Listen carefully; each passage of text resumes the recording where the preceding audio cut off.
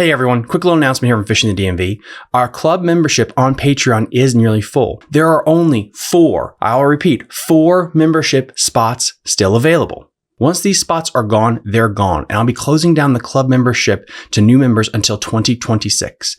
At that point, you can try to sign up, but it'll be at a higher rate. All Patreon members will receive 5% off their orders to Jake's Bait and Tackle, 10% off their orders to Tiger Crankbaits, 10% off their orders to Catoctin Creek Rods. You'll also gain access to our private Facebook group community.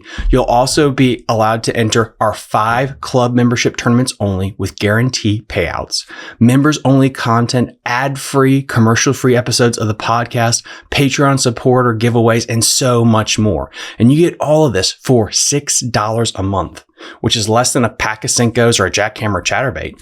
And since we're under our 10 membership spot, I'm going to do something else. I'm going to give everyone a 10% off their membership if they sign up for the year.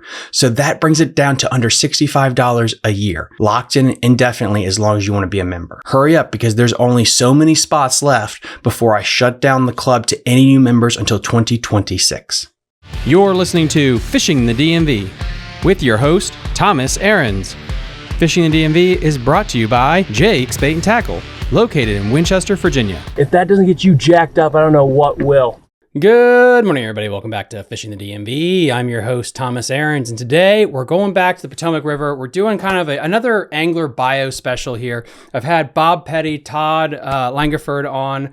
I've had Charlie Taylor, so many local legends and sticks, honestly, and I would really put this individual there too. Rob Grike, thank you so much, bud, for coming on. I really appreciate it.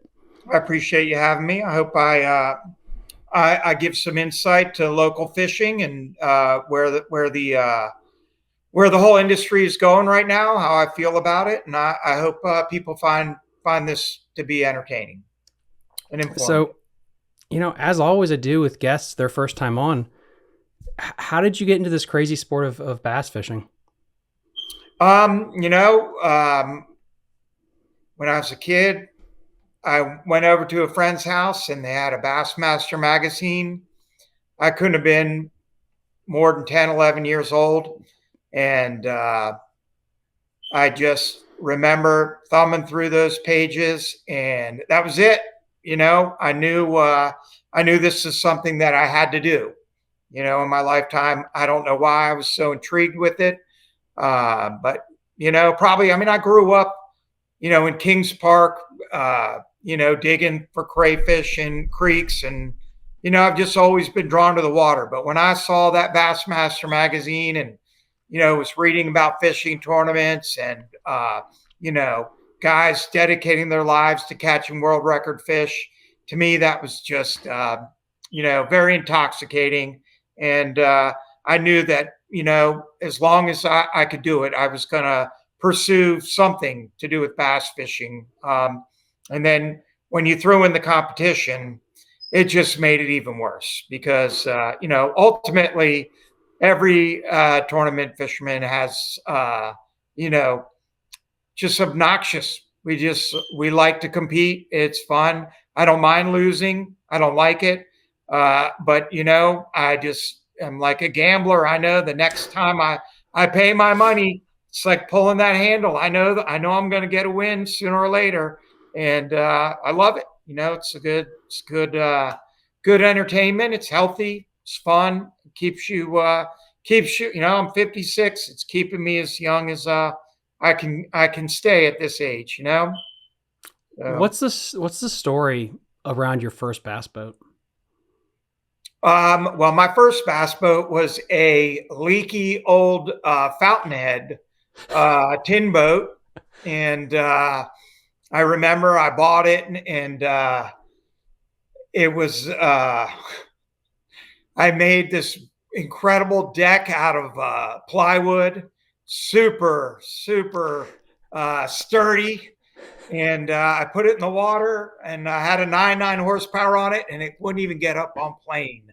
So there were a lot of learning curves, now my boat weighs, it's all aluminum, my John boat. And, I not only do I like fishing, I do enjoy building bass boats. I enjoy working on my boat. If you're a fisherman, you eventually find out if you want to keep your boat on the water, you got to learn to be a little bit of a mechanic. But my first bass boat was a tin boat, and I guess it was 1999. I bought my first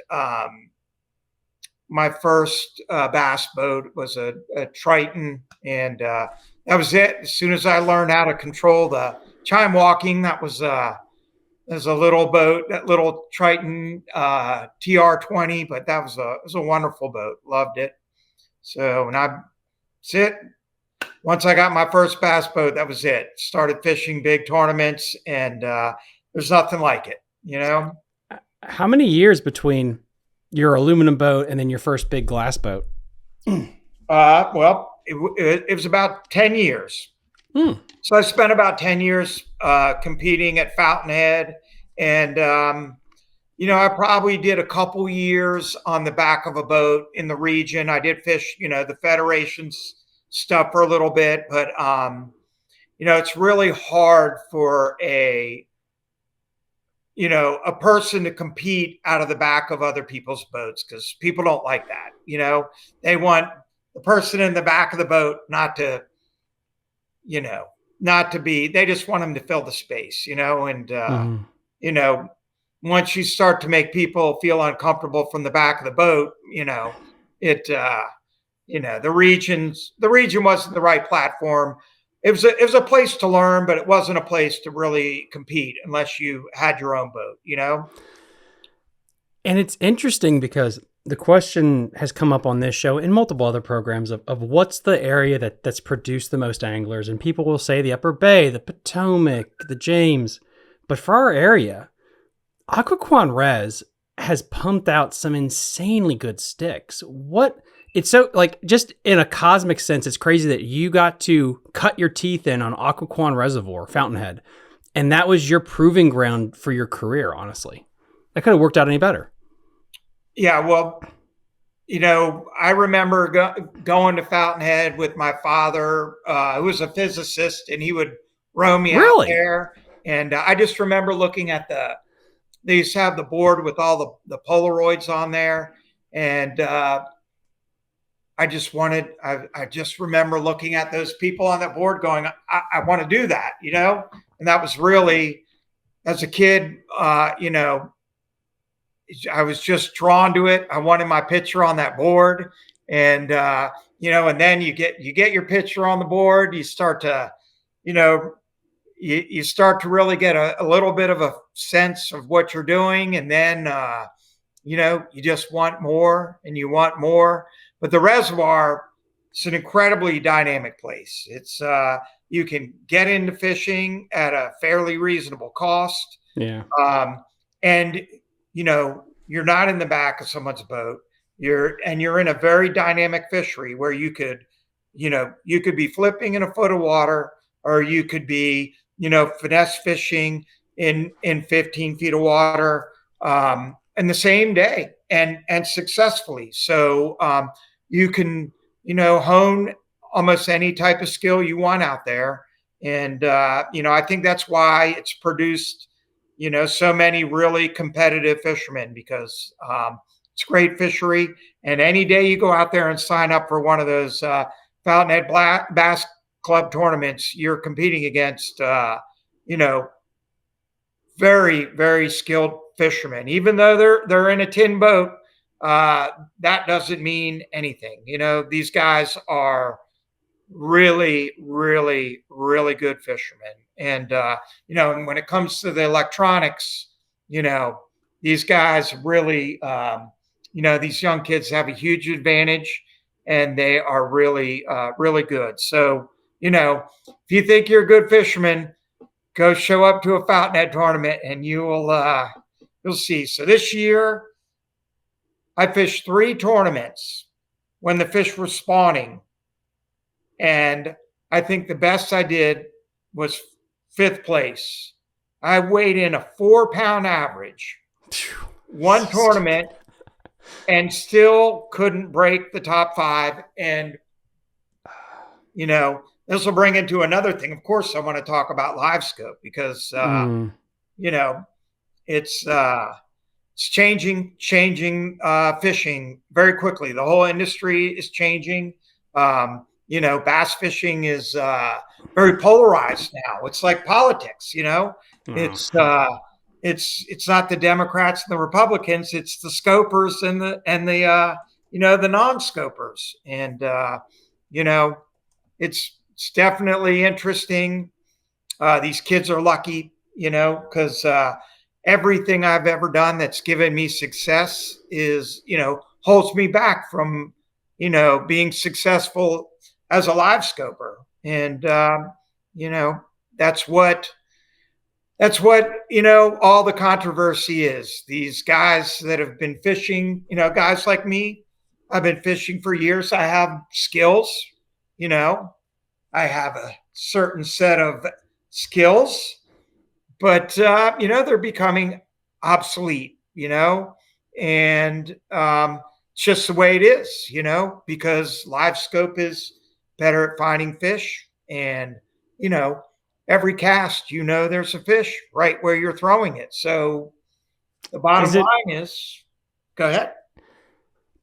Does scope give you an advantage, an equal advantage, no matter where you go, or does it give you an advantage more so at certain places? Example is the Mississippi River in July when it's frog fishing versus, Smith Lake in the middle of July where everything's offshore. How much of it is the fishery, not just scope, I guess is my question. Well, of course, I used to think that this was only going to be an advantage in the summer or in the fall, and that it was only going to be an advantage in deep fisheries. No, it's the people that know how to use it. They use it effectively everywhere. They're able to find fish in shallow water. They're able to. I mean, you can see if you follow the Elite Series, you see them there. They're picking single fish off of cypress knees,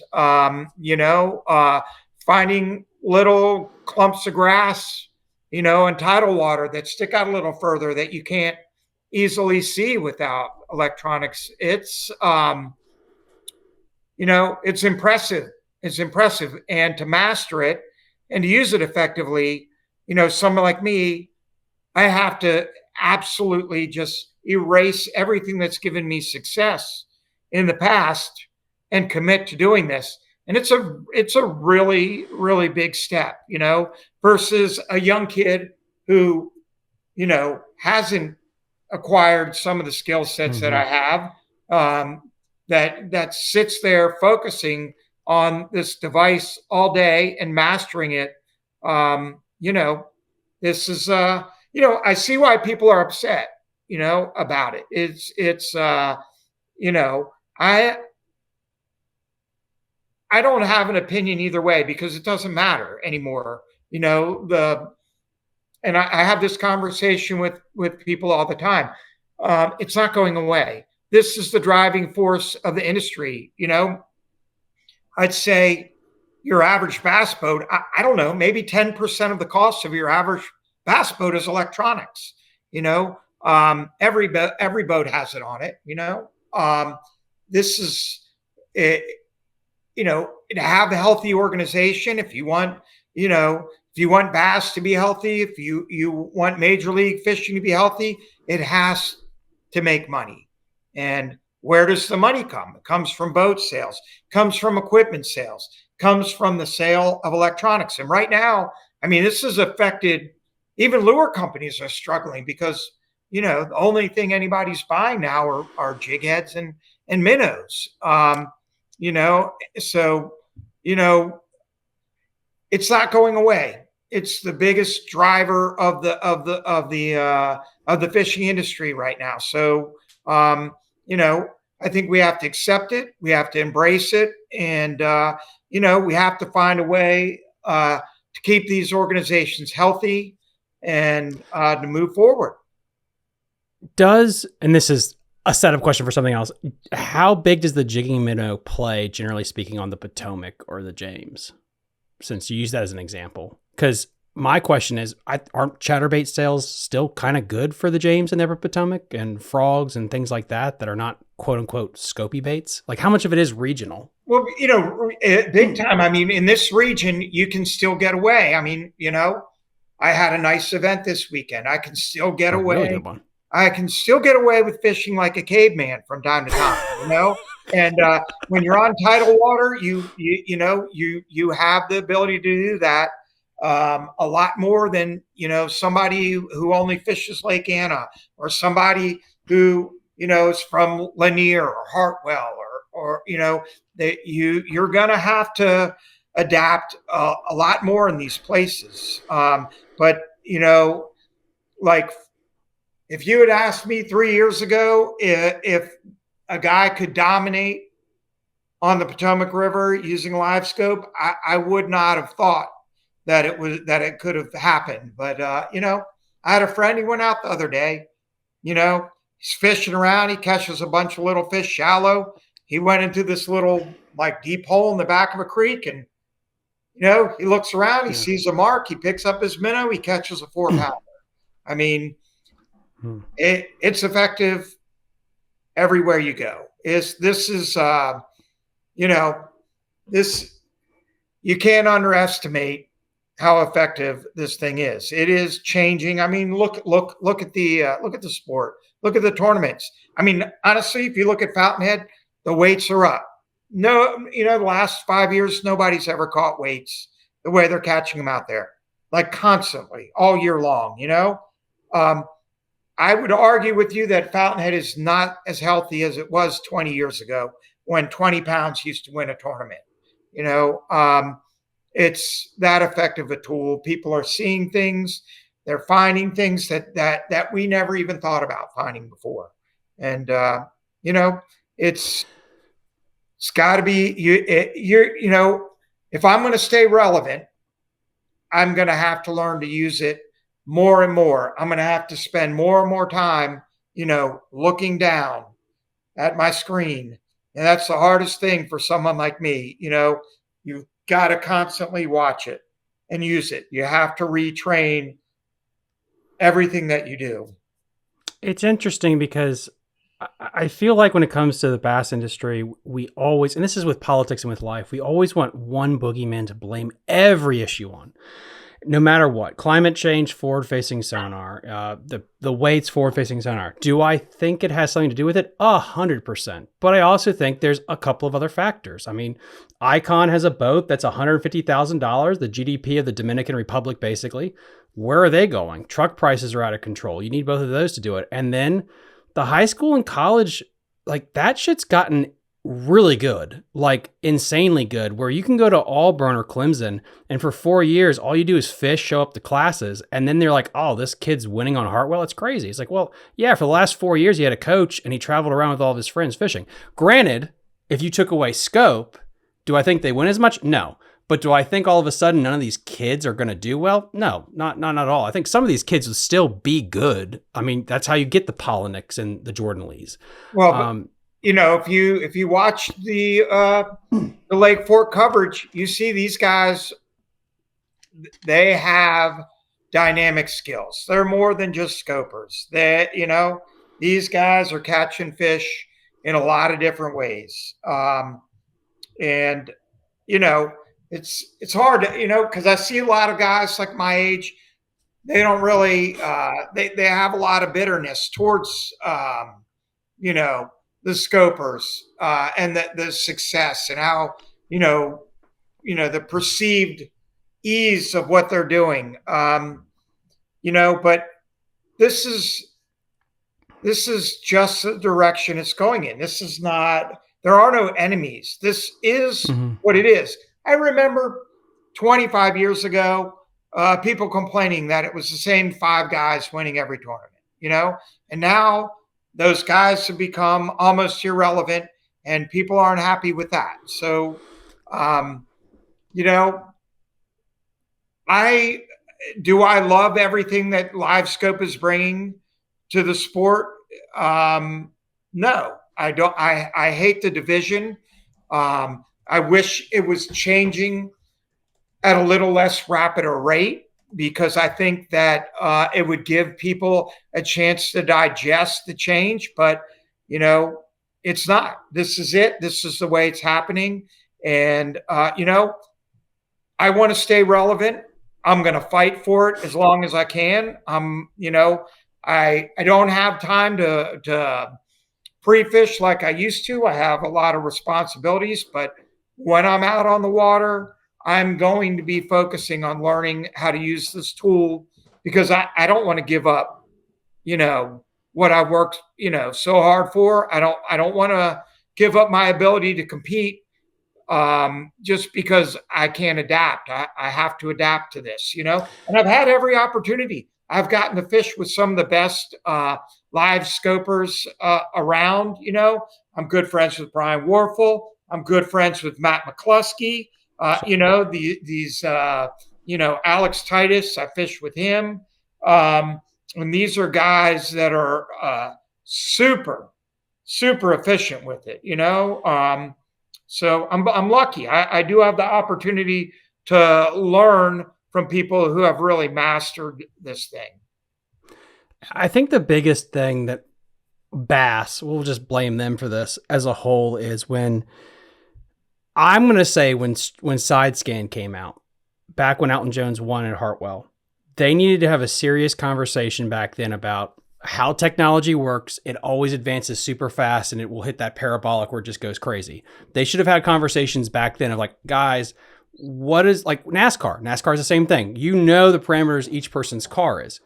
They should have gotten ahead of this years before scope came out of like, this is what we're going to allow to happen. They let the genie out of the bottle by letting it go as long as it did before they're like, oh, maybe we should now do something about it. Well, I mean, if you ask me, I don't think they're in a position to do anything about it. I think that what you're going to end up is they may do something like, I think MLF is doing some periods with, some periods without, but, they're just trying to appease everybody. But at the end of the day, unfortunately, you're not going to make everybody happy. And what are you going to do? You're going to have tournaments with and without. You're going to just, split up the whole industry into two different fractions. That's not going to work either. I mean, I hear, a lot of people are so bitter. They're mad at Bass. And I'm not going to say every move that Bass made was the best move. I mean, they're in a very precarious position themselves, it's complicated, but, for me, I love bass fishing. I love Bass, the organization. I love MLF. I mean, when a president gets elected that I don't support, I don't go running around saying, I hate America. You know what I mean? And when Bass makes a mistake, or if Major League Fishing, if these people make decisions that I don't agree with, that doesn't mean I'm going to turn on bass fishing, and I'm going to turn on the organizations that really are, they're the core of the sport. And, I think if you really do love fishing, you love the competition, you have to support these organizations. Never is the world perfect, and I don't think that the people running Bass and the people running MLF,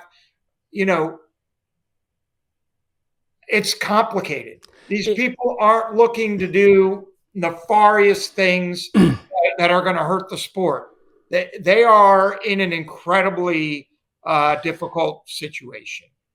I would like to add to that because from a business sense now, just stripping it, if you were just an MBA business major, whatever, and you went to one of these meetings and you were told you need to get your ratings up on the TV, you need more views, you need to break records, and you do that. But then you also alienate some of your diehards. That puts you in a weird precarious spot. And it reminds me of this steroid era in baseball. It's not a great one-for-one analogy, but guess what, guys? They had their best ratings ever because chicks dig the long ball. And looking at a bunch of wrecked out dudes hitting a ball 600 feet, great ratings. And when they got rid of it, I'm not talking about the moral stuff or whatever. The ratings did go down a little bit because the people that weren't true fans, they stopped watching because they didn't like the spectacle. They just came out with the numbers from Lake Fork. Best blowout thing they've ever had when it came to viewers and stuff. Why? Because chicks like to see the big bags. And if you're bass, that's got to be a rock and a hard place. Like, well, shit. Clearly, if we leave the scope in here, we're getting the bigger bags. We're getting better views because people want to see monster fish. But if we take that away and just completely tout to the purists, is this going to hurt our bottom line? And you can't win because you have two groups that are going to be pushing you from both angles. I mean, ultimately, they're looking for a young crowd. They're not looking. I mean, it's terrible. People might not. I'm going to probably not be popular for saying this, but it's smart business. They're looking for a new audience, a young audience. I mean, that's where the future is. When I started bass fishing, it was blue collar guys, middle-aged men working their job who had enough money to buy. I mean, a boat was a reasonable price thing, a construction worker, a carpet layer, an auto mechanic. These guys they could easily afford a boat, It's not that way anymore. It's become more than ever a sport of the wealthy, and go ahead. Oh, I wanted your opinion on this. Is that explosion in the price, is that one of the main reasons you think kayaking has blown up in recent years? It's gotten so much more popular with so many people, is because it's just so expensive to own a boat? Yeah, that's a good question. I think that kayak people are built differently too, though, because I couldn't do it. I need to, if I'm not catching fish in one part of the lake, I have to be able to, I have to be able to go to the other end, but gotta let that 250 eat, man. Yeah. But, yeah, that is interesting. I myself, I'm just as happy competing out of a tin boat that I built myself as I am competing, out of a bass boat. I mean, they're both satisfying. I mean, I always make jokes with my friends that, why do we do this? We do it for the long faces. That's what we're looking for at the weigh-in. We want to see the long faces. We don't always get that pleasure, but that's what we're looking for. It doesn't matter if it's our buddies at Fountainhead or guys from halfway around the state coming to fish the Potomac River. It's just it's what it's about. But, did you ever try to take a crack at it, going towards the Toyotas, the Bass Opens, things like that?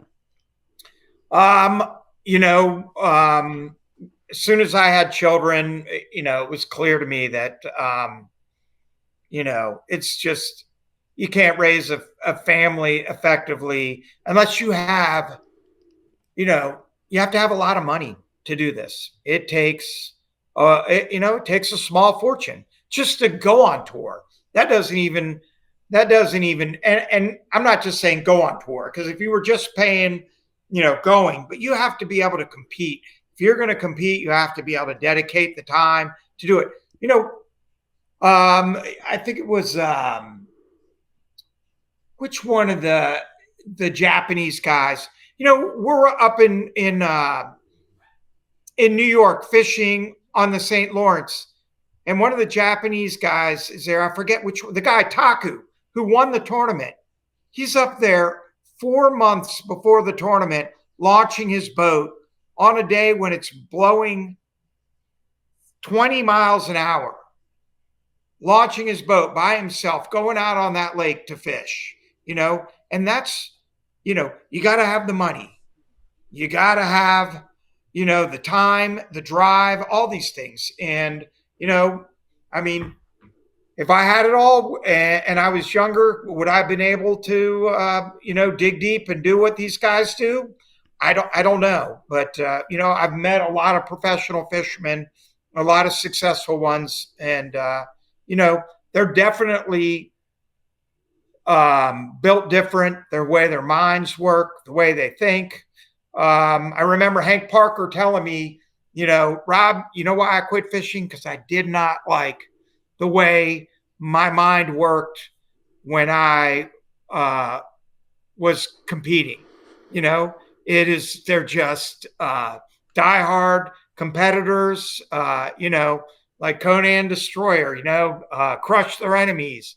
And, you can tell these people, their minds clock at a different rate. I mean, I'm just not sure that I could have competed at the level that some of these guys compete. I look at my standings lately. I'm a middle of the road fisherman most of the time. I'm not as much of a closer as I used to be, and that's frustrating. And I really do have to take a step back and look at why that is and what what's changed. I could tell for sure. I do work for more bites, and I probably spend more time fishing safe than I used to. Because why? Because it adds up. You got to get a check. And I hate to say it, it's hard to keep throwing my money away and not come home with a little bit of money, but then, you're taking away your chances of getting the big money, It's also a fault with the system of they reward, for lack of a better word, degenerate gambling. The guy that goes all or nothing, 100 times will have a couple of wins and he's considered great. The guy that always finishes in 18th or 15th place, he's considered a schlub. But it's like AOI, he's always up there.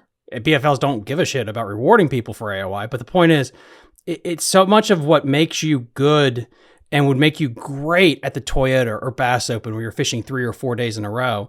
It's not rewarded in a one-day event, sadly. Yeah. Years ago, that was one of the things that I really wanted to achieve was an AOI in the BFLs, and I did get it one year, and they gave me a little bit of money, and I have a ring, and so few people know about it, but there's just a couple of us. We always make jokes about the ring, getting it. But, when I fished the weekend series, there was always a huge competition to win the total weight. I don't care who you are. We all want wins, and wins are important, but we all want to win the Angler of the Year title at the end of the year. I think that shows your ability to, figure it out day in and day out better than the other guys, So I do think that you're right. They don't highlight that as much as they should. I mean, they do in the elites. It's good in the elites, but yeah. But, I don't know, these grassroots fishing, the participation's down. I don't know how a co-angler shows up to an event at a lake while a guy's live scoping. The Smith Mountain Lake tournament, the kid I fished with at the James River last year, great fisherman.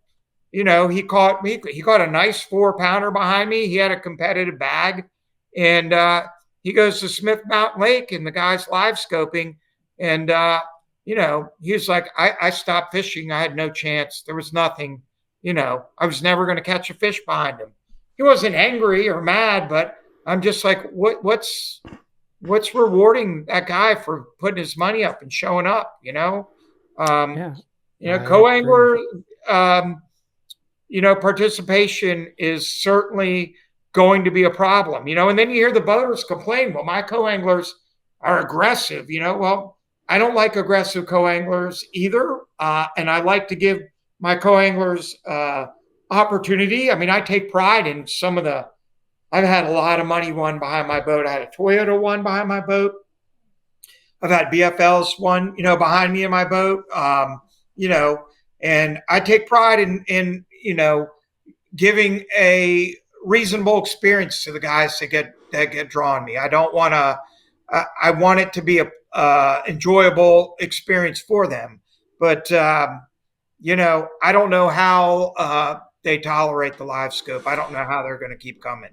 Yeah. And I think, again, it's like, it's never one thing. It's the rising kayak angling to where I can make more money out of a fishing kayak tournament than I can a boat tournament, because I'm not putting $200 of petrol. I'm not spending a BFL fee. It's cheaper, and I can be in control. Like, if you want to be a professional angler at some point, people that are listening to this when it gets uploaded, you got to get out of the back of the boat and make decisions. Like, at some point you got to do that, and kayaking opened that up. And the other thing is too, I'm just curious, is co-angling just becoming antiquated? I remember when there used to be a co-angler at the Elites and the FLW Tour, and then that went away. And then it slowly started to be lost different places. And it just feels like people in the front of the boat, because I'm assuming that's who pushes organizations to do it, they like the option of not having to deal with somebody. Or at least it seems that way, because that's where the zeitgeist is going. Well, if you're a professional fisherman, and you need to make money, you don't want to have to spend your time fighting with the guy in the back of the boat who's casting all over you. You have enough to worry about. At the levels that I'm fishing, I think that it's, being able to share knowledge with people who are very interested in the sport. And I think it's a good opportunity for people to learn, and people that can't afford a boat or maybe are thinking about it, maybe it gives them an opportunity to get a feel for what it's like. Is this something I want to do? But I really enjoy,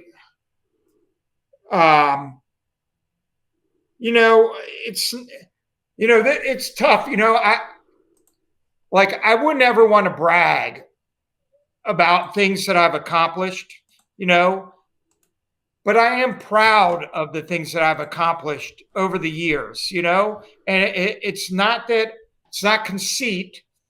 And because anyone who knows me knows one of my favorite pastimes is making fun of myself. But at that same time, I have been doing this now for 30 years. And, I have a certain amount of skill, and I enjoy sharing that with people. I enjoy showing that off. And I do like having a co-angler with me. I do enjoy that. There's pride that goes along with that. And this is really one of the roots of why live scope is destroying the fishing industry, or the fishing, the fishermen, the organizations, because, these people that have done it for a living, they're proud of what they do. And now it's obsolete and it's irrelevant, and it is hard to take. And I understand it, and there is no way out, in my opinion. This is the future. Live scope is here. If you want to be relevant, you're just going to have to bite the bullet and accept the reality of what is happening, and that's it, And as far as co-anglers go, I think that having them at these grassroots, the BFLs and even the Toyotas, I think it's a great thing to have them, and I think it's a great opportunity for these guys, and I hope that they stay. I hope they can find a way to make them feel like they can be competitive enough out of the back of the boat, That's the great thing about the tidal waters, because anybody can catch a fish in these tidal waters. But these lakes, it's really tough. It's really tough on them. What skill sets do you think made your career? We're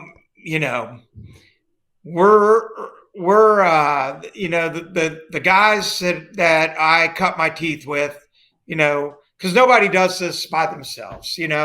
We all work together. We get little packs of people and that help each other out. So like me, Dave Andrews, Todd Langford, shallow water flipping is really where we really shine, and we still do when given the chance. And if the Potomac River was a better river, if the grass were there like it used to be, I believe our talents would be, almost as relevant as they were 20 years ago. But that's where, I'm a flipper. I love to flip. I do it all, but that's what I want to do. When I stop my boat at the first place I'm fishing, I want to have a flipping stick in my hand if I can get away with it. It's just, it's just not as practical as it used to be. How has flipping changed over the years from when you first did it with just line and lures and technology to now? Well, if you're talking about the Potomac River, it's the loss of habitat, and it's also the loss of big fish. So, the Potomac used to have milfoil and other sort of grass too, but mainly milfoil, and there was something else that they called it I forget what they called it, but there was another type of grass too that we used to target a lot with flipping. But Weedy stuff. It was a really crisp grass, and it started to show up around 2006.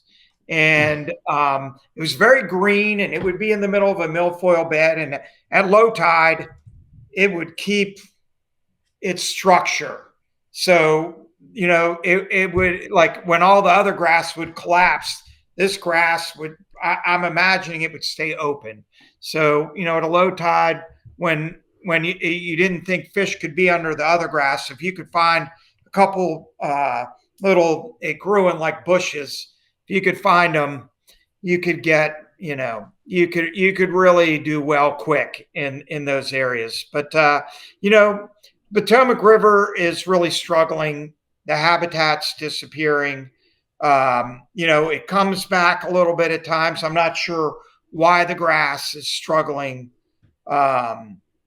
so hard to stay with us. The population of the fish in there, it's nothing like it used to be. I know people get really, they see a couple 20-pound bags in the spring and they think that everything is okay. And it's going back to what it used to be. I'm just, it's been 20 years. It's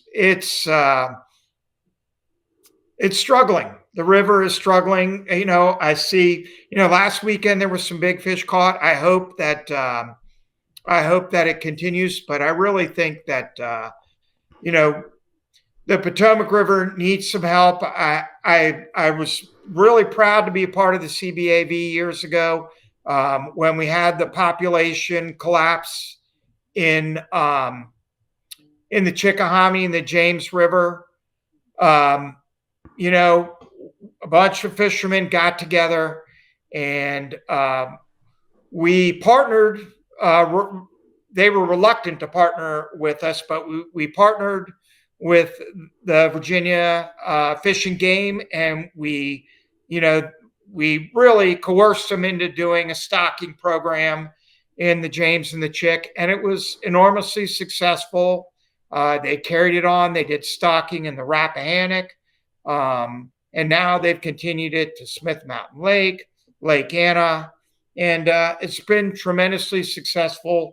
And I wish that the Maryland people, those are the people that really have jurisdiction over the Potomac River.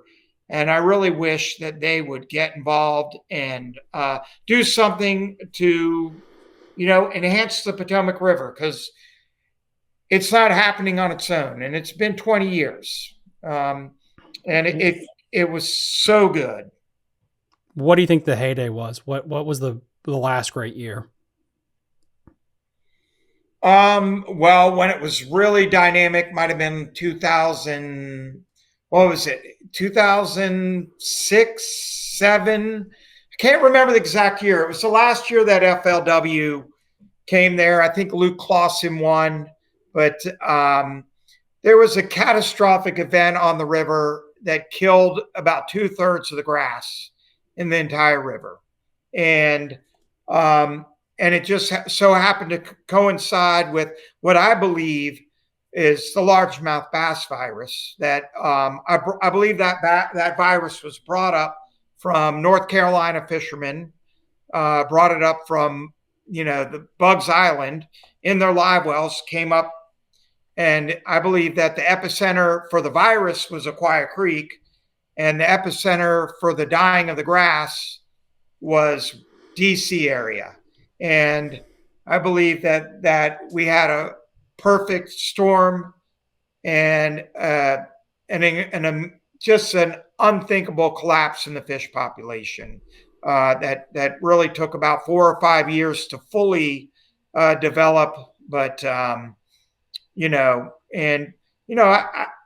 see signs of life. I get excited that things are going in the right direction, and then it just seems to, one step forward, 2 steps back. But do you think it's continuing to get worse, or did we bottom out a couple of years ago, or is it every year is just the worst year ever? No, well, no. I think the last 3 or 4 years we've seen, modest improvement, and I'm not sure what this year is going to bring, but I do think that what you see in the river is a lot of fish congregate in certain areas. In the heyday of the river, if you went to a spot and somebody was on it, you didn't have to stay there to catch fish. You could go anywhere. There were fish all over the river. Now you have, all the fish are in 3 or 4 places in the river. So, to be competitive, you need to be in these spots. You need to be around people. It's not the same. So it creates more of a confrontational type of fishing. People fighting over spots. It's just not what it was in its heyday and what it can be.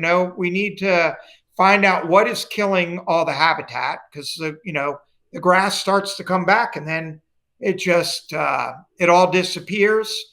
I think some of the grass problem has been really low tides and really cold weather in the winter, because when that happens, we see that the grass, the bottom, freezes, and then when the tide comes back in, it rips it off the bottom. And I think that's how you lose a lot of the grass. And I think that's the reason why a lot of the grass is missing this year. But other years, you have the grass dying off, and it dies off quickly, and it is clearly dying off because of its environment. I don't know if it's from chemicals that people are putting in the water, because we've seen it happen in Aquia Creek, where there are a lot of landowners, and it seems to happen around people's homes. But it also happens up north, and what causes that loss of habitat, I'm not a biologist, but I think that I think it would be an important thing for them to figure out why we can't keep that habitat alive. And then it seems to me that you have a lot of people that are testing water or going out and shocking fish. They're doing a lot of things. They're measuring things, which it's all very important. But what are we doing to actually make things better? And I'm not sure if there's enough focus on that. And I'm a bass fisherman. My metrics for better might be totally different than what a marine fisheries biologist's metrics are. But, I think that the bass fishing could be a tool to help make everything better. We can raise money. We can raise awareness. Bass fishing is not cheap, but, we're willing to pay a little bit more to, get a little more out to get something that's going to improve the environment. I've always been, I always thought that if we could have some user fee, doesn't have to be a lot, but some way we raise money for a continuing stocking program or some type of program that is working on retaining habitat or replanting habitat. Something, I think if we all were guaranteed that the extra money that we were contributing, we're going to do something better for the sport and for the environment, I think you would get overwhelming support for it, but it just seems like there's just a lot of animosity between a lot of the people that use the user groups on the river, the fishing game. I think that Virginia fishing game, I think these people are, I think they're all for bettering the sport and bettering the environment. I do wonder what the Maryland guys, what their key focus is in their agenda. And, I'm also concerned about the nets being drugged through the grass beds continuously during the spring. Is that legal? Should it be legal? I know commercial fishermen have to make a living. I'm not opposed to them making a living, but does it have to destroy the grass beds? Could we partner up in a way that we find a way to allow them to do what they're doing, but make it a little less destructive? There are a lot of big questions, but I don't see people getting together and solving any of these problems, and to me, it's concerning. What do you think would generate the most improvement to the Potomac? Would it be supplemental fish stocking of F1s, or would it be habitat restoration? Which one would have the better impact? Well, I'm not sure that if you can't keep the habitat alive, if you're replanting grass or pads and the environment's not going to sustain it, then I'm not sure that that's the best use of the resources, and for some reason, the submerged vegetation, it's struggling, and, I really wish somebody could, because I've asked questions about what's happening, why, and, they say it's a natural cycle, but I don't think it is a natural cycle. I don't believe that. There are, I've talked to people in other parts of the country where their lakes, their grass never cycles out. It comes back every year. So I do not know what's going on, but I think that it would be important to understand why, the grass is struggling so hard to get a foothold in the river. So, taking that into account, I think that supplemental stocking program would probably at this point be an effective way to, guard against another catastrophic collapse in the fish population. It's just, and it wouldn't be that expensive. I don't believe in the whole spectrum of things. And I believe this money could be raised easily through, a jig costs $6 to $8 now, if everybody fishing gave $5, if every tournament fisherman gave $5, I think this would be enough to make a difference. Myself, I might not be popular for saying that, but we all feel like we're taxed to death as it is. But the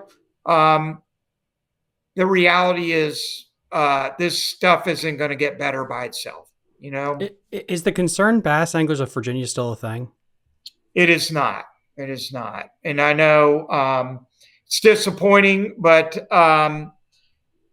it was really interesting. The Richmond area fishermen, Richard, Addy, you had Bruce Lee was the main driving force. I mean, Bruce Lee was such a powerhouse. If he gets an idea in his mind, it's gonna come to fruition. He was an amazing driver of it. Chris McCotter helped, Frank Poyer. It was a strong group of guys, but it's just like a rock band. It was the right people at the right time with the right cause. And, we don't seem to have that kind of drive and cohesion too. There was, that was a group that really had a clear vision. And there was a fair amount of unity in the group. And I don't find that we have the people with it takes a lot of free time to do it. It takes a lot of drive, and it was a very special thing.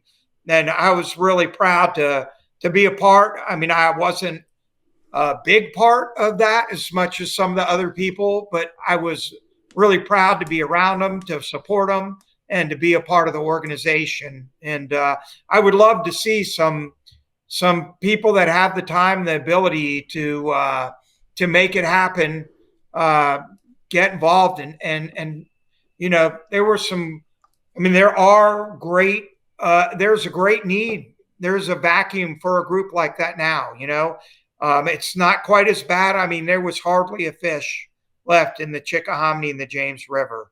And, that group we really turned that around. I'm very proud of that. Compare and contrast the James, and we'll incorporate the chicken there with the Potomac we've talked about the loss of habitat on the Potomac to where, let's just say, guys, we're going to draw an arbitrary line just for shits and giggles. Pohick Bay up, let's just say there's no grass. And generally the fishing sucks above this line that I just made up in my head.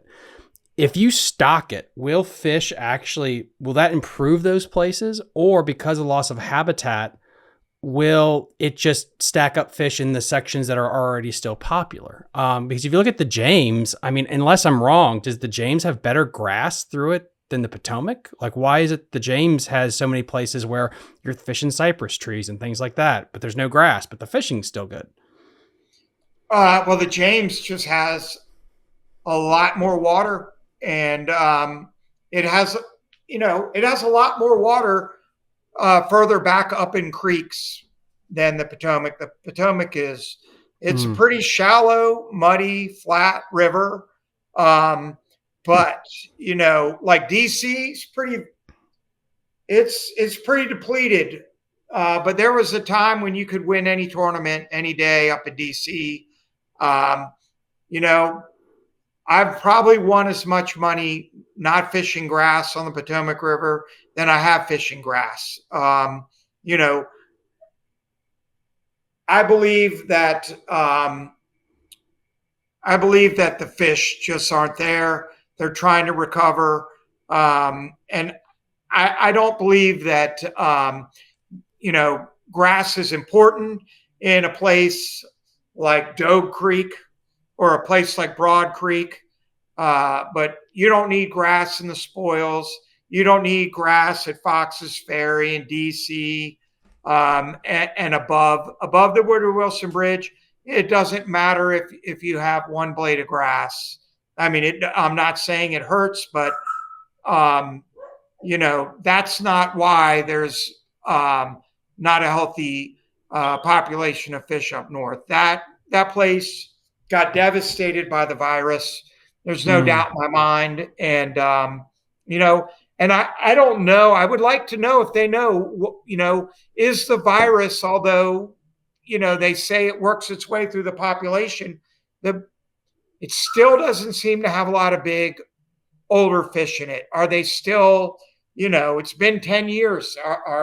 I don't think I'm catching a lot of 10-year-old fish in the river.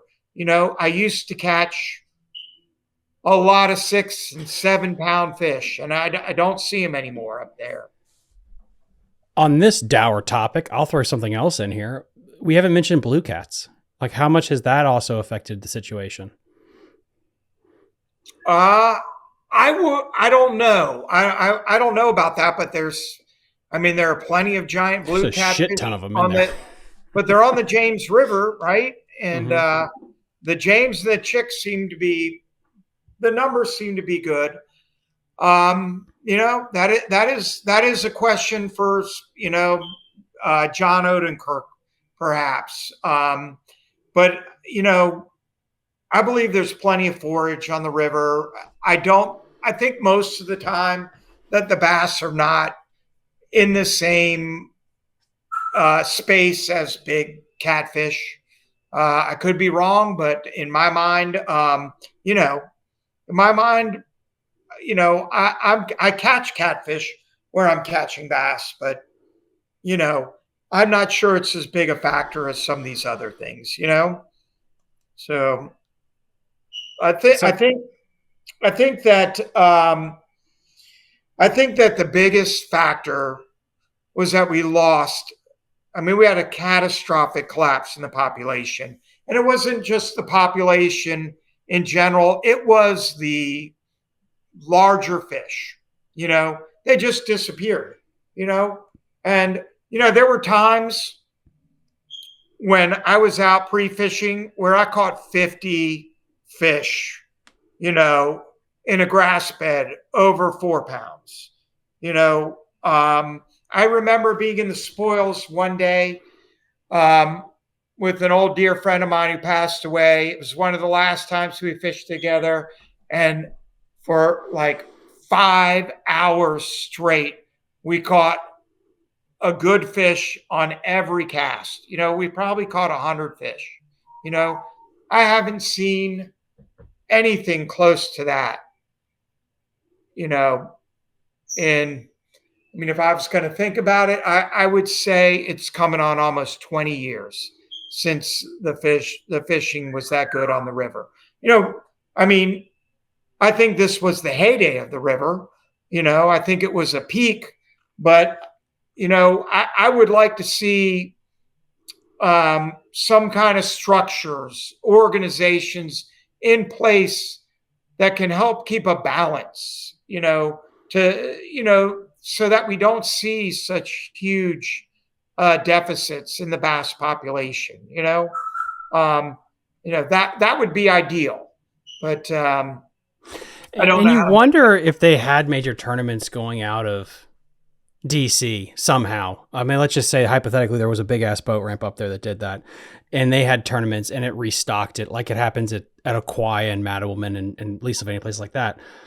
If that would help balance it out, or if it is just a water quality thing or a habitat thing, that fish are just not getting replenished back there. There's that argument some people will make about, tournaments going out of Mattawoman and Lisa Vania, where, when there's a tournament every weekend on both sides of the river, 8 months out of the year, you restock these areas specifically. There's a reason Aquia is good, and it's not just because of it's got great habitat. Of course, it's a good creek. You got the Wednesday nighters in the back of it too that help restock that bitch. So there's an argument there to be made too. It's fascinating. There's so many moving parts to this. It's not just one thing that has to go right. And then the government, like Maryland, Virginia, and the federal government all split that stupid river. Good luck getting something through one government department, let alone 3 different ones. Yeah, I don't know how we save the Potomac. I don't know what needs to be done. And, it's very possible that this is the year, that you really see a big change. But I don't know. There's hardly a blade of grass in Chickamuxon. There's not a lot of grass in Belmont Bay right now. There's not a lot of grass in Mattawoman. Considering what time of year it is, I don't think this year I don't think we're going to see a real benefit from this year's spawn. I think we're going to be stagnant in population growth and the health of the river. I hope I'm wrong. I do see. It seems to me like this last weekend there were some quality fish caught. There might have been 5 or 6 fish in the 5-pound and above class. Now that's not bad for this time of year. Considering what it's been like in previous years. Out of 110 boats, it's not bad. So, I do see some improvement. Do you see any correlation between creeks that are heavily developed versus creeks that are not? So Dogue Creek versus Potomac Creek, I guess it's a very rural creek. Does it seem like the grass is healthier in places there's not a lot of houses being built, or there's like a lot of people around it? I think it's all water quality. When the water was good in the river, the grass was growing everywhere. I mean, it got to the point where, everywhere you looked, 200 yards off the bank was solid grass everywhere from, it was further than that off the banks in Aquia, but from Aquia all the way up to the Woodrow Wilson Bridge and above, there was milfoil growing everywhere. It was matted everywhere. And it was an amazing fishery, and, that definitely, something happened catastrophically. It wasn't, a little bit of pollution out of the back of one creek or, this was a catastrophic event that destroyed the grass beds on the river. And I believe the epicenter was from the Woodrow Wilson Bridge area, but I believe this was long past the construction of the Woodrow Wilson Bridge when this really happened. But it was like a bomb went off from DC down. And, the further up the river, you went Broad Creek, Piscataway Creek. It just destroyed the grass in those areas. There was barely a blade left. But, you got a little further down, Belmont Bay, it retained some of it. Mattawoman's retained some of it. Aquia, Aquia was able to retain a lot of it. But I think that, the grass beds were so gigantic then that the grass beds stopped the pollution from penetrating all the way through the whole grass beds down there. But whatever happened, everybody saw it happen. In a matter of 2 weeks, every blade of grass in the river went from being green and healthy to just falling apart and dying. And it was heartbreaking to watch it happen. And, nobody gave an explanation, but we all saw it happen. And then from there, the fishery just really fell apart, but, I'm hopeful that in my lifetime, we're going to see another heyday of the Potomac River, that we're going to see another really good cycle. I hate to think that, that we can't find a way to establish a means to keep the health of the river up, because, we talk about all the controversy in fishing, and, we've been talking about how it's changing, and, participation is clearly down in a lot of these tournaments. But, if the fisheries were truly healthy, that is going to make everything better, period. You know? No, I agree with you. I mean, you look at Lake Anna right now, dirty 30s left and right. Smith Mountain Lake had multiple 10s, 11-pounder, a couple of 30-pound bags in some events. That place is off the rails. Bug still sucks, but that's a different story forever. James River's great. The York River. And this is something that's interesting that I wanted to bring up. If you want to exclude the Potomac, it seems like almost every tidal estuary in the area is putting out mega bags. The Albemarle Sound, Back Bay, the James, the York River had a good one caught out of it, the Upper Bay. And it's funny because I remember when Al Linder said, like, well, you don't catch big bass out of tidal. You can never catch like 7 and 8 pounders. It's because it's the tidal brackage. Well, that's bullshit because it's insane. Why is it so many tidal fisheries are now on fire? Is it social media? Is it good husbandry that we've done with stocking? Because it is interesting that you can look at, there's a lot of tidal fisheries that put out really good bags.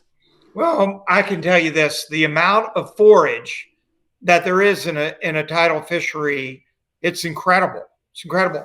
One day I was in the spoils and there was some kind of seismic activity that went on. I don't know what it was. It was a short little tremor or something. Who knows? It could have been someone blowing up some demolition of a building. But every fish in the spoils came up to the surface. I'll never forget it. There wasn't a millimeter of that surface of the water that didn't have life in it. It was amazing. It was like everything came up and showed itself in 1 second. And, I think that tidal rivers are just full of life. I think they're a great habitat. I think that fish have, everything they need to be giant.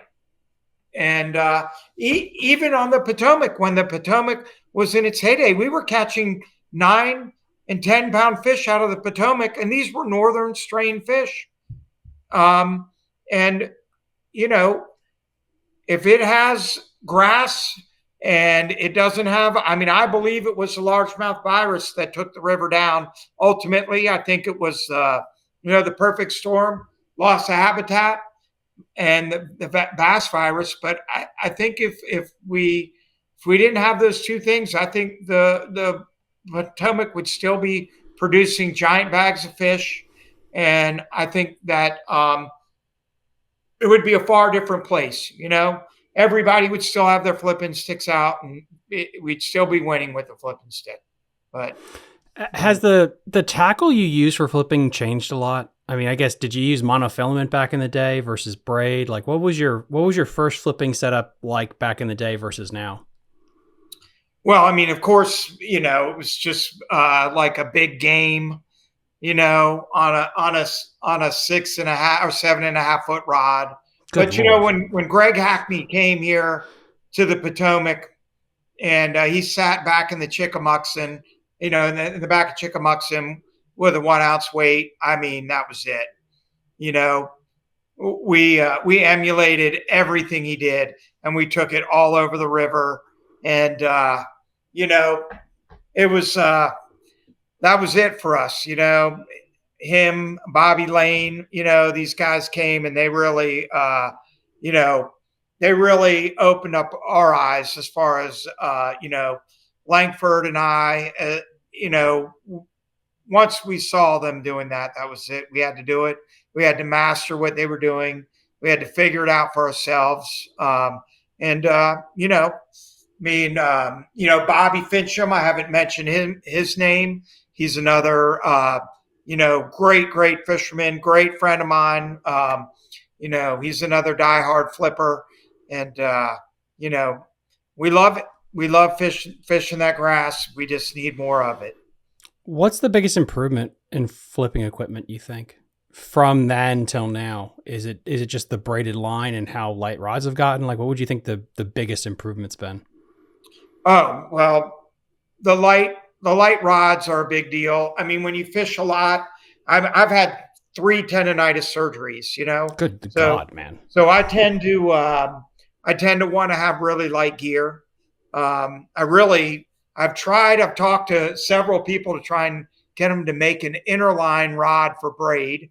because anybody can steal that idea. Just get me one. I want a mat flipping rod that's interline, so I don't ever have to deal with the braid getting wrapped around my guides again.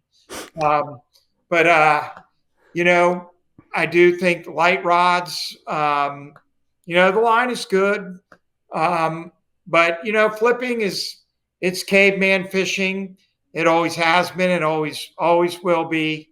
It's just hand-to-hand combat, but it's just learning to get a rhythm, getting the patience, and identifying where the fish are on a given day. And why do you like it? What's that? Why do you like it so much? Why do I like it? Because it's grassroots fishing. It's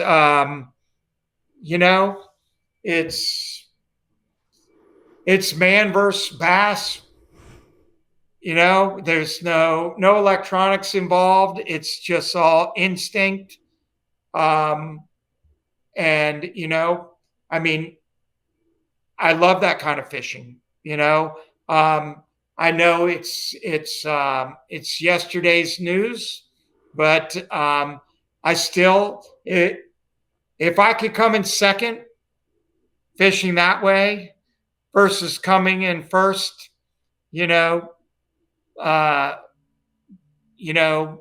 with the minnow on a live scope, I am going to pick, fishing like a caveman. It's just, it's in my DNA, and that's how I love to fish. But, reality is telling me that if I want to be relevant, I have to change my ways. And I know that. When we talk about flipping and pitching, and I know we got listeners all over God's earth, is your type just grass? So do we not count lily pads or a laydown as flipping, so to speak? I guess like cutting between that and punching, I guess, or do we call it all the same? I mean, flipping is flipping. It's whether you're flipping in the pads, in flipping on wood, on Fountainhead, I flip on wood. These last 3 tournaments there, my partner is Eric Nelson. We've spent 3 days, flipping to spawning fish that not very few of them we see, but for my years out there, I know where they spawn. And we've had 40 fish days out there. It's it's still an effective way to fish. But the guys with electronics, they are definitely able to pick out larger fish, and they're able to pick what they catch. And I think that it's a mountain that's hard to climb when you're fishing against them. When you're pitching and flipping a laydown versus a matted grass bed, do you need more distance between you and, let's say, the tree versus if it's a grass bed, just to not spook them? Oh, absolutely. Yeah. No, the grass fishing, you have to be very quiet when you're moving through the grass. You have to move slower. But that I do like to pitch far away when I'm mat flipping too, because I just think that gives you an advantage. Not so much an advantage of getting them in the boat when you're grass fishing, but when you're fishing laydowns, you definitely want to try and keep your distance. There's no question about it. But being, having a stealthy approach is critical in all fishing. I do fish pretty fast. I do like to cover water. I think that as I've gotten older and I do slow down once I figure out where fish are, but I do move faster than a lot of people. There's no question about that, because I feel like the more you cover, as long as you're pretty efficient, your chances are better. But I've always been I always take a lot of casts. That's been my thing. But at the same time, you definitely have to be stealth, and you definitely have to stay away from them. Bedding fish like this time of year on the Potomac and on Fountainhead, you're still going to find some bedding fish. Being quiet and moving slow and knowing where they're bedding is a big advantage. But, if you're just fishing for normal fish that are up on the bank feeding, you definitely need to keep a little more distance from you and the fish. And that's it's going to be coming into that time of year too right now, where the post spawn, where your flipping fish are going to be a little bit harder to catch, and you're not going to be getting the big numbers anymore. So do you think the spawn was later this year than last year because the winter was so freaking cold, or do you think it happened about the same time? On Fountainhead, I felt like it was right on time. On the river, I mean, we're in the middle of a spawn right now on the river. And I've always found that they spawn first at Fountainhead for some reason, and these are just the areas that I fish over the years. But Potomac River right now, I think that the spawn is going on. I think it will still be carrying on throughout the month of May. I think you're going to be able to find fish spawning out here for, several more weeks. I think it's going to be an effective way to fish. Mm. Yeah, I don't think it'll ever go away, because I think there are just some times a year where it can be effective. Like there's so many techniques people are like, oh, well, this is going away. A great example is a spinnerbait. But I've had on like 4 or 5 people that have won big tournaments on a stupid spinnerbait. One of them was at Bugs, and that went away for a couple of years and it came back. So I wonder if it is also cycles where baits just kind of go through that. And you're right, you also need the cover. I mean, I probably wouldn't pick Potomac right now as one of the better places to practice punching if you wanted to learn. Probably the Upper Bay right now is pretty good if you wanted to practice and learn. So yeah, that's interesting. Because again, you can't practice a technique unless you have a place that will work with that technique, Well, the problem with the Potomac is you don't have the fish you used to have, because flipping is really, you gotta have the big fish. Really? It's really, I'm not saying you don't catch small fish, but you gotta have the big fish. The smaller fish tend to be easier to get, on the edge of a grass bed or something. If you're only fishing for 15 pounds, it's going to be really hard to compete mat flipping against a chatterbait or a Senko. But when your fishery has the 5 and 6 pounders in it, and the habitat, enough thick grass to get them underneath it, you got to have the big fish for flipping to shine. Have you gone anywhere in recent memory, or we just put this out there, where could somebody go in the United States to practice it? Is there a fishery that sticks out right now in the United States that you could go there and practice your punching technique? I'd really like to know where to go, because, punching is probably my favorite way to fish. I just really like it. It's not made for everybody. It's a lot of work. It's a lot of cleaning your lure off. It's, when you get home at the end of the day, your arm is swollen. It's not for everybody. But your face is lighting up though, thinking about it though.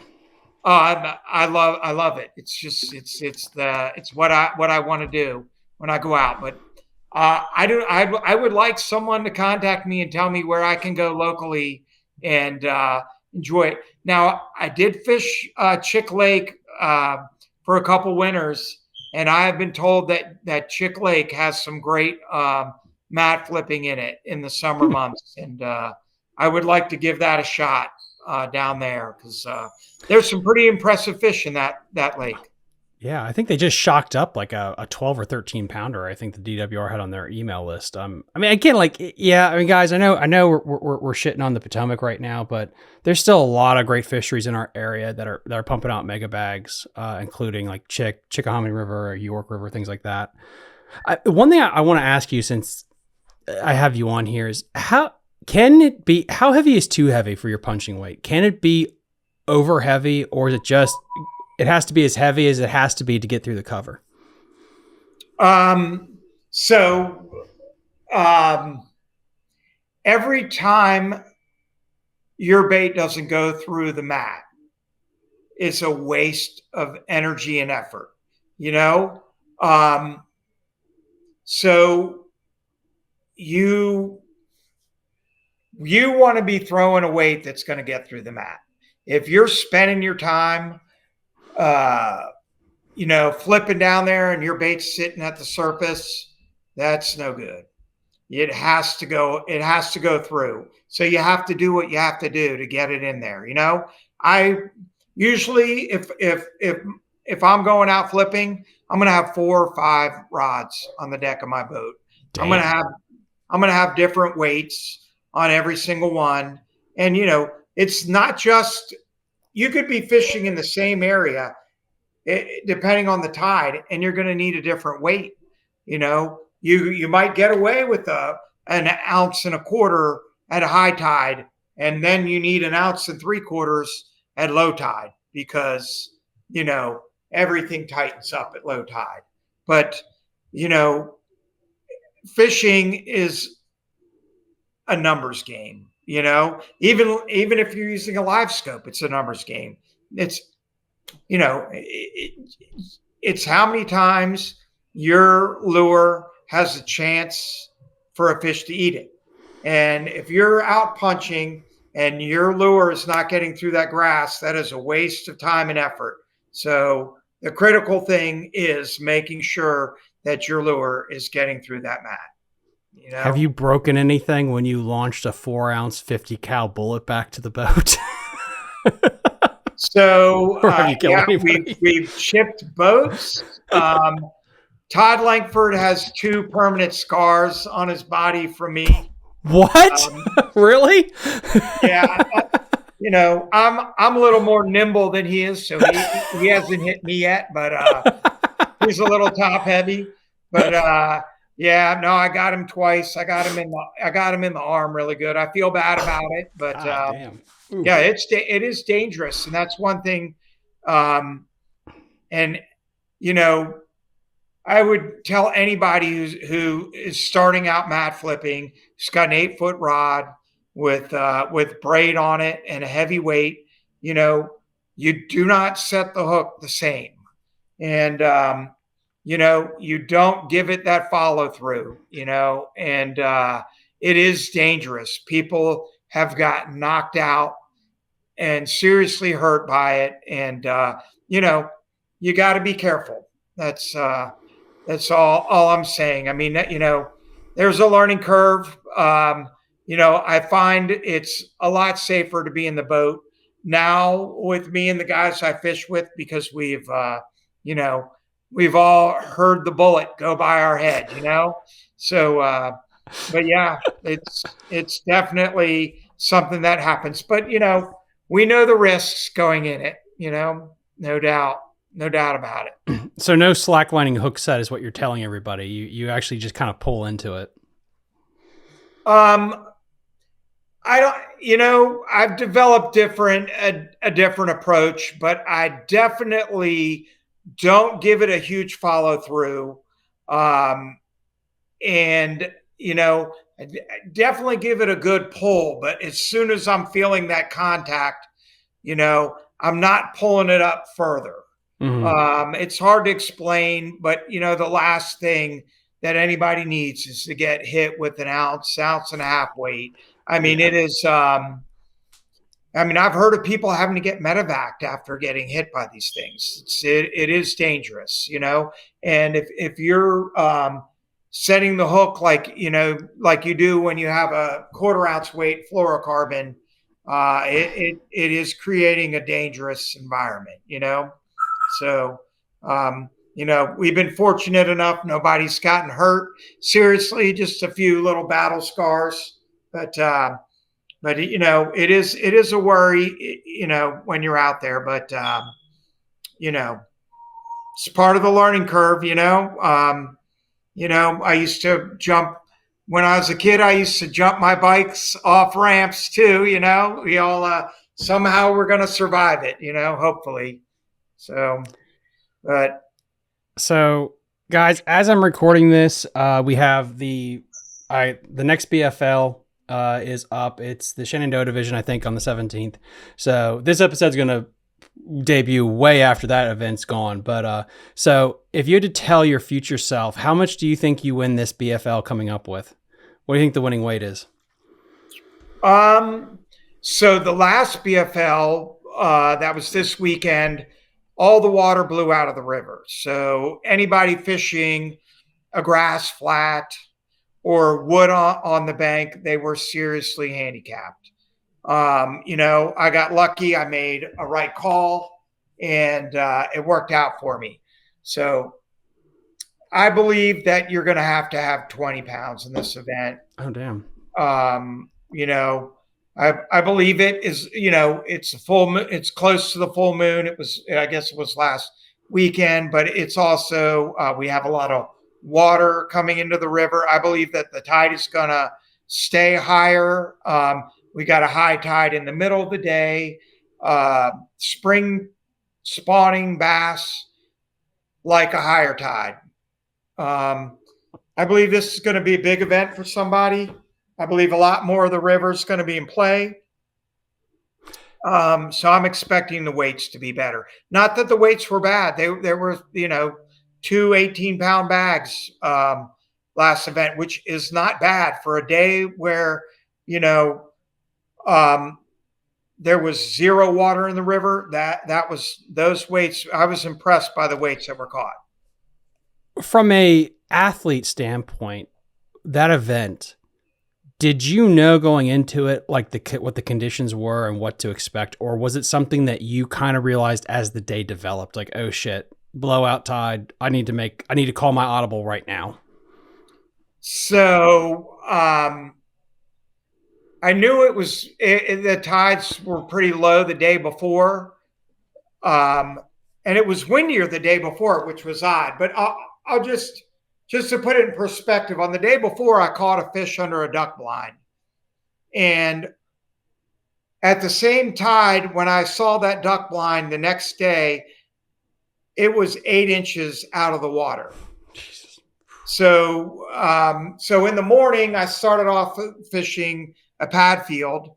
And I was expecting, it was a high tide. And, I don't know if all the viewers know, each day you have a high tide.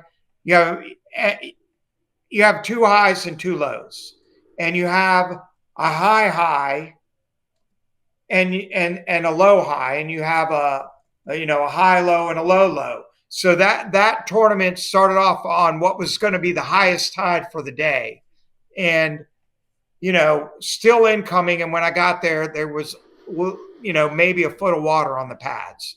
So I knew right away that the day was going to be a challenge if I was going to, try and fish the normal cover that I typically fish. So, I started to focus on, the steepest banks I could find and hard cover, and and it paid off. There are a lot of places in the river where you can make a call like that, and you can find hard cover that still has some water on it, but this weekend, I think that it's going to be a completely different story, and I think that this weekend you're going to have a more traditional tournament. You're going to have people fishing grass beds and wood on the bank and having success in pad fields. And I think you're going to see bigger weights this weekend. I think several people are going to come across, a 20-pound bag. It only takes 10 minutes. They're going to come across an area where they're going to catch 2 or 3 big fish in a row. And all you got to do is scrape out a couple more and you have 20 pounds.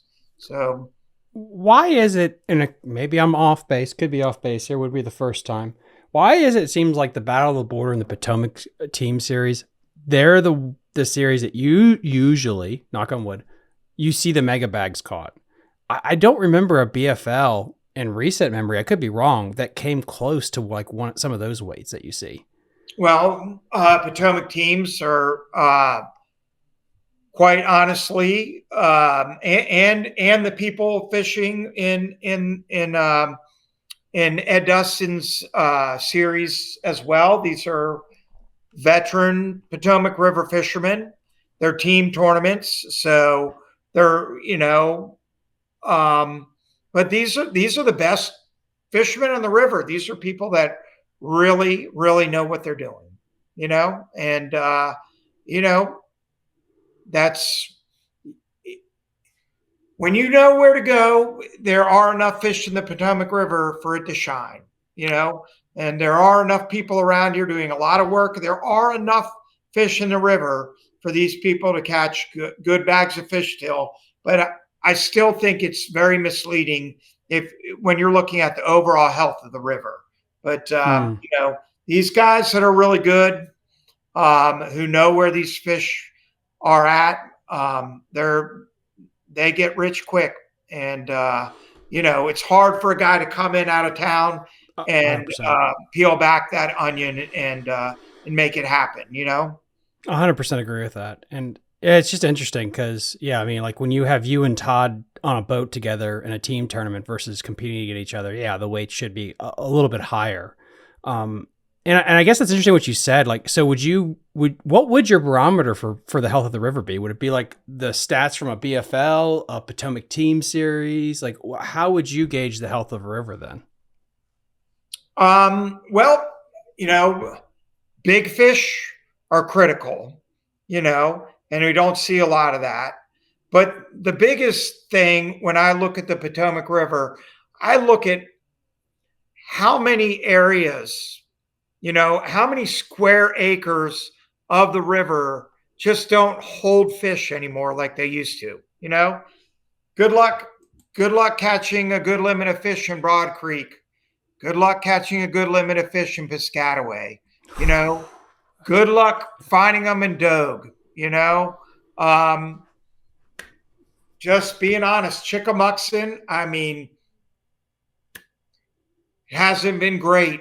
Nothing like it used to be. I remember when Jason Christie had 28 pounds or 25 pounds one day. It was the Elite Series that Justin Lucas won off that stupid dock up at DC. But Jason Christie caught him in Piscataway Creek. Yep. On a frog. And it's like, how long ago is that? Because it feels like ancient history now. It was so long ago. It's crazy. So that was still that was one of the last. The river was in very bad shape when he caught that giant bag of fish. That bag was so impressive. But but the progression of the decline of the river, the grass died from DC north, but the fish died from Aquia or from DC south, and the bass died from Aquia north. So you were still able to catch a giant bag out of DC when the population of bass had declined in Aquia Creek, So that was one of the last heydays of the river up there. There was that. That was impressive because nobody was catching a bag like that there, but it still wasn't anything like it used to be. That was impressive. Christy had actually called me. I don't know who gave him my information. And it's very interesting. He called me up. He said, he didn't tell me who told him, but he said, I never talk to anybody and I never get information, but somebody told me I had to talk to you. And found that to be very interesting, that he doesn't get information. But Christy, I've actually called him a couple times. He doesn't know my name or anything. He probably doesn't even know how I got his number. But if you don't bug him and you have a valid question for him, I'll text him. He'll actually answer. He's a very down to earth, approachable guy. I really liked meeting him. I've met a few guys that are really nice. I met Hank Parker and his son. They were wonderful people. There are a lot of great people in this sport, Were you the one that tipped him off to Piscataway? I did tip him off to go to Piscataway. I did. But, I tipped him off to several other things too, but he did that. I mean, that was all him. These guys are. Oh, yeah. He's something special, I just can't believe there was a time. Like, I mean, dude, you're like, I remember back in high school when Piscataway was the shit. Like, and yeah, like, it's just crazy. That blows my mind, like, how long it feels like it's been. Because I was at the weigh-in for that tournament, and it was crazy to watch what happened. Or even that Lucas got the damn dock for 4 days straight, and they let him do that, which was nuts. But probably wouldn't do that on a regular local event. No one would give you a place like that for 4 days straight. Well, oh, I mean, my God.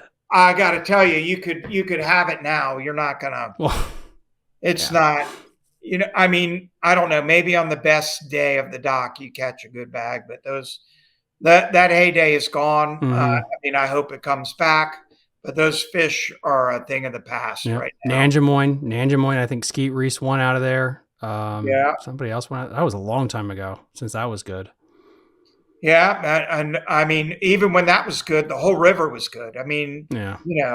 The whole river was incredible back then. And, it's a shame I didn't realize how special it was,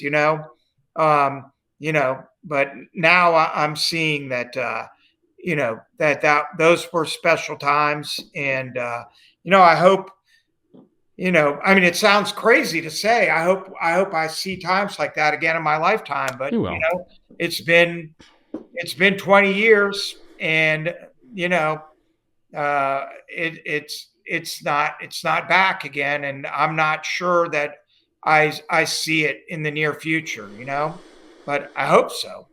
I think it'll get there. I mean, maybe it's me being an optimist, but I think with social media, it's a positive because I think things can trend and that scares politicians, that scares people. So, I mean, if you look at what happened, what's near and dear to my heart, the Shenandoah River. I mean, when I was a kid, you couldn't catch a bass out of there. They were all dead. The DuPont spill killed everything. And enough people made a stink about it where it got front page news in the Washington Times. And then the governor was like, oh, well, shit, this is embarrassing. I better fix it. And, you can catch 17, 18 pounds of smallmouth now. It took a long time, but if the problem with all this shit, it has to get so bad that people get embarrassed. So I think that's sadly what has to happen. This has to become embarrassing. And then people will be like, all right, you know what? We probably should do something about it. But, well, I think it's far from embarrassing right now. I think it's, it's a reasonable fishery, right now. It's not what it could be, but, I do still enjoy it.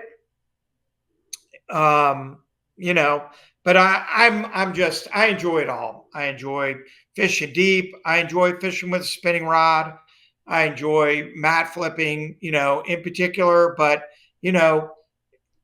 if I have own a spinning rod, if I have to throw a drop shot, I'm going to do it. Wow. I can't believe you have a spinning rod. Oh, well, in the early years, we used to make fun of, the guys with the spinning rod. And I got to tell you, I've won more money with the spinning rod than I have with the flipping stick. And I've caught, the biggest fish I've caught have been on a spinning rod now. So, it might not be my first choice, but it is, it's something that we have to do, Wow. So. One more question I have for you is, what are your PBs? I see a smallmouth in the background that looks like a football, but what's your PB largemouth and smallmouth? Okay, so I have a 915 at Anna. I have a 915 on the James. Damn. I think it was a 913 out of the Potomac that was officially weighed. But I did catch a fish out of a mat years ago that was over 10 pounds. I'm sure. Didn't have a scale. I released it. And that was the Potomac in its heyday. Smallmouth, I have been fortunate enough to fish the best fisheries in probably ever to exist. And, the St. Lawrence is, it is an incredible place to go. And I've caught 7-pound smallmouth. I have seen out of my boat. Someone caught behind me a 7-pound, 12-ounce smallmouth. Dear God. And I saw a smallmouth hooked up that was probably 9 pounds. That's a carp. That didn't end up in the boat, but it didn't even look. It was crazy. Those are some of the big bass. I'm not the best big fisherman around. I'm not a glide bait guy. These guys with the glide baits, they have really opened my eyes to what can be done with them. I think we know a guy or two that could probably help you with that, though. So yeah, no doubt. But this is all. It's like these guys are speaking a different language. But like they say, I was born at night, but not last night. Fool me once, shame on. You fool me twice, shame on me. So I'm gonna adapt. I'm gonna figure it out. And it is interesting though. The bag that came out from Fountainhead, that was really stupid. Impressive. Yeah, that was stupid. That kid can he knows what he's doing. Yeah. And so does Matt Streichel. And he's all right. He's very good, and he's some of these young kids are super, super aggressive, and they don't. I think Major League Fishing really showcased some of the ugliness in fishermen. The finding out where other people are fishing and going there, and I think it was a bad example for some of these young fishermen. But some of these guys like Streichel, McCluskey, these guys are, they're straight up, good fishermen that have a code of ethics that's respectable. Mm-hmm. And, they're definitely people worth supporting and worth following. And they're showing a good example of, how you can become a good tournament fisherman without compromising ethics. And, to me, integrity is the first thing. If you lose with integrity, it's better than winning by doing something inappropriate. And dealing with the hate, because for better or worse, when you have success, you will get haters, let's say. But then when you put on top of that something that potentially could be controversial, which is scoping, and you put those two together of success in that, and it's very easy for you to become bitter or a nasty person. And there's those individuals for sure have taken it in stride, that when they've had success and you have those people that try to snipe, that they hold themselves with grace. I think it's a lot easier to do it when you're a scoper, because you're not just fishing like one little point, or that's the thing that's really opened my eyes to this. How many fish are available to these people versus me when I'm just fishing a bank? It's the advantage of what they're doing is it's incredible. It is. But I always say this: if somebody's not happy, you're not winning enough, and you're not being successful enough. And that's why I say, one of the reasons I enjoy doing this, it is for the long faces. You know what I mean? I mean, a little bit of that's tongue in cheek, but a little of it is satisfying to frustrate people and to beat them. And, my face has been long more often than not the last couple of years. I don't have the time to put into it like I used to. I have, young kids. My daughter's about to go to college, I have a lot of things that I need to focus on that do take away from my ability to be as competitive as I want to be. But you know, having a good event on last Saturday definitely, reinvigorates my desire to keep it Mhm. going, and hoping to I'm a junkie, you know. I love it, and it's a disease, and I'm not going to lie. I thoroughly enjoy the competition. I've learned how to lose with grace, you know, uh, and I'm chippy. Everybody that knows me, I have a unique sense of humor, and they've seen me. I mean, I called out David Dudley when he did something inappropriate on the river years ago, casting on top of me. 2 weekends ago, I was talking smack to Jacob Porosnik. You know, it's, it's who we are. We're competitors. We want to win, and it's all part of the fun. And I can't wait for the next tournament. And Rob, I mean, again, thank you so much for coming on today. I really appreciate it. Is there anything that we can give a shout out to, or anything we can promote? um, you know, um, I don't have sponsorship like I used to. I think that the tournament guy doesn't get the attention they used to. You know, um, so I don't really have any sponsors. But if I were wanting anybody listening to this to take anything away, is maybe if there's somebody here who has the time and has the gumption and effort to try and make things better. I mean, I would love to be a part of a group again. I'm not the guy who has the ability to spearhead an effort like that, but I certainly would love to be a part of it.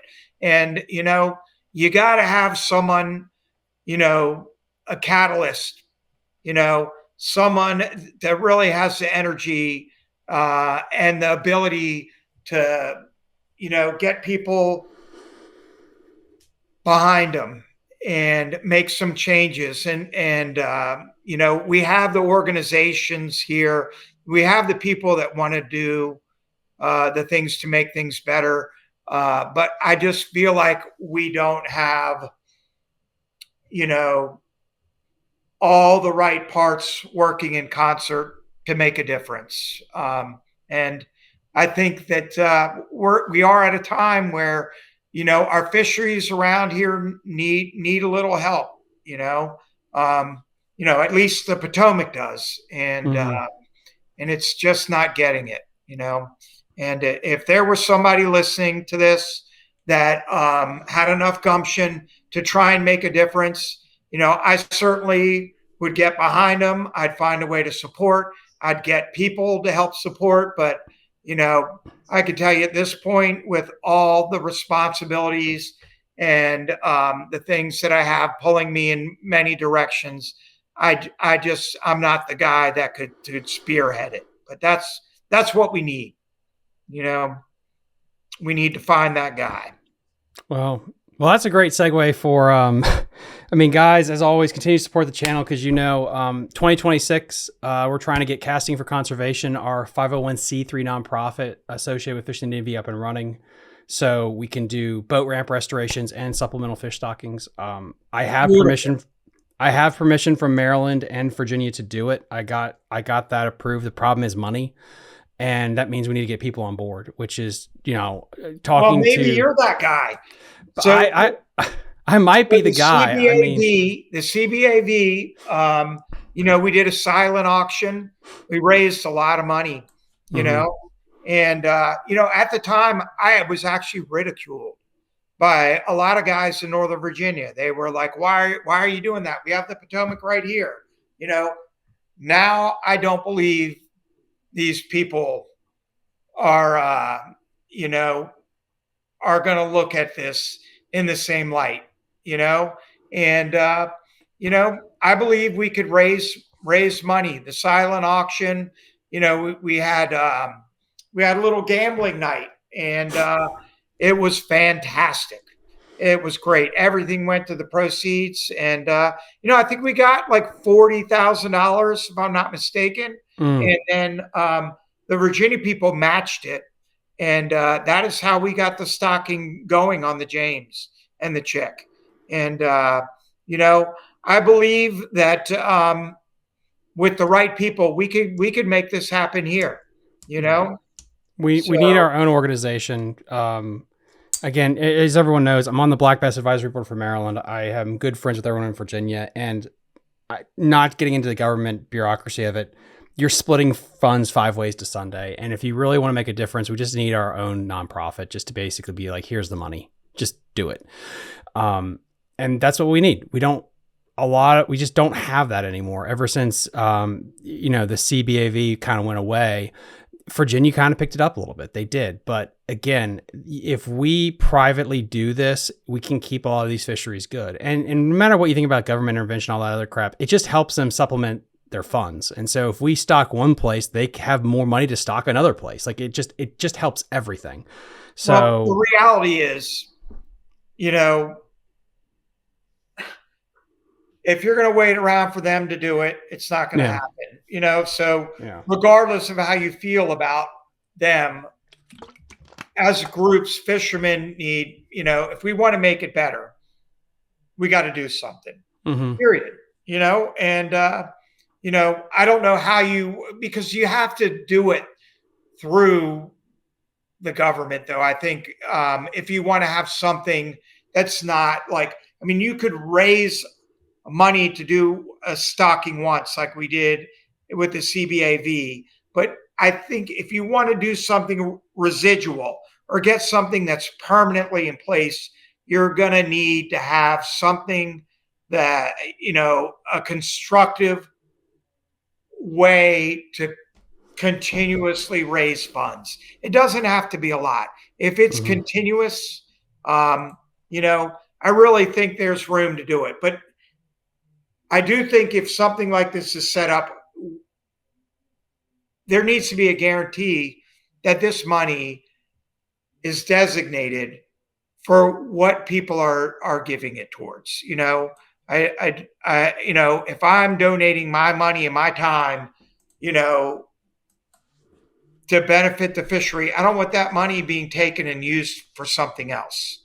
So that is a concern. Because we all know how government works, but I would love, if there's anything I can do, please reach out to me.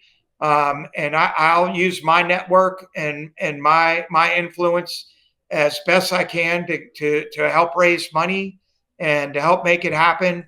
I was very proud of the work we did with CBAV. And I think that a lot of the people that participated in that would be happy to donate some time and some effort to do anything to benefit, the fishing community as a whole. Yeah. And more to come in 2026 with that as I get through the paperwork and the government bullshit to get this thing official. And then we can start really pushing this thing. But yeah, it's been something near and dear to me ever since Charlie Taylor told me it took him forever to get handicap accessible stuff at Sylvania. And he had to do all that. And I just thought like, that's absolute bullshit. That not only do we need a supplemental fish stocking program, there's so many shitty boat ramps in Virginia and Maryland that it would not take a lot of money to make them better. Like clean them up, throw some gravel, put some, it's super easy shit that makes everyone's life easier. And they don't do it because they just don't think the funds are there. That's something we could easily with a nonprofit do along with supplemental fish stocking is improve our boat ramps and stuff for anglers. Yeah. There's a lot going on, but I'll tell you, I think that, the health of the sport is directly linked to the health of the fisheries. And, I see participation is down in a lot of these places. And I think, if we can improve the fishing, we're going to improve the sport as a whole. 100%. That would be my my hope. I want to see, the youth getting involved. I want to see new people in the sport, and I hope that this sport continues to grow. I hope we all find a way to unite with or without live scope, and I hope that everybody who is in the sport gets as much out of it as me. And I love it. I've built my life around it, and I'm always going to support it, right or wrong. I'm going to do everything I can to make sure that that this sport is healthy and is going on long after I'm gone. So, Rob, thank you so much for coming on today. I really appreciate it. Guys, if you haven't, go give him a follow and just go shake his hand if you see him at a boat ramp. Don't pull a gun on him or anything. He's been here forever. He's seen everything. He's a great resource that we have in our fishing community. Guys, like and subscribe to the channel. It really helps out in the algorithm. If you want, go support me on Patreon. The more members we get, the a lot easier it is to start the nonprofit because we'll have capital to work with every single month. So go check us out there. And yeah, we'll see you next time on Fishing the DMV. Bye. You're listening to Fishing the DMV with your host, Thomas Ahrens. Fishing the DMV is brought to you by Jake's Bait and Tackle, located in Winchester, Virginia. If that doesn't get you jacked up, I don't know what will.